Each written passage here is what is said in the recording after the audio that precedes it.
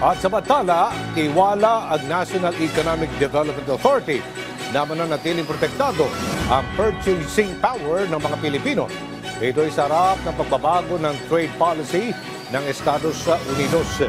Ay kinena Secretary Arsenio Balisacan ay manatili pa rin ang mabilis at nagpapatuloy na pantay-pantay na pagunlad sa bansa sa pamamagitan ng mga estratehiyang ipinatutupad ng administrasyon ni Pangulong Ferdinand R. Marcos Jr.